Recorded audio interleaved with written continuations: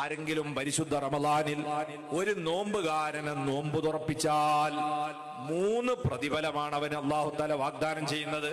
ഒന്ന്, കാന മഗ്ഫിറത്തൻ ലിദുനൂബി, അവൻ ചെയ്തു പോയ പാപങ്ങളൊക്കെ അല്ലാഹു പുറത്തു കൊടുക്കും.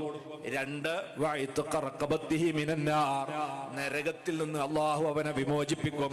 3, വകാന ലഹു അജ്റുഹു മിൻ ഗൈരി അൻ യൻഖുസ മിൻ അജ്രിഹി ശൈ, അവന്റെ ഭക്ഷണം കൊണ്ട് ആരൊക്കെ നോമ്പ് തുറന്നോ ആ നോമ്പുകാരൻ മുഴുവൻ നോമ്പിന്റെയും പ്രതിഫലം അവരുടേത് ഒട്ടും കുറക്കാതെ തുറപ്പിച്ചവന് അല്ലാഹു കൊടുക്കും.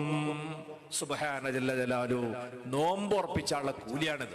ഉമ്മമാരെ, ചില ആളുകളൊക്കെ ചിലപ്പോ പറയാറുണ്ട്, ഈ പെണ്ണുങ്ങൾക്ക് റമളാനായാല് ഈ പത്തിരി ഉണ്ടാക്കണേ, നോമ്പറിന്റെ വിഭവങ്ങൾ ഉണ്ടാക്കണ പണി മാത്രം, ഓൽക്ക് ഇബാദത്തൊന്നുമില്ല. നിങ്ങൾ അറിയോ, ഇതിനേക്കാൾ വലിയൊരു ഇബാദത്തില്ല.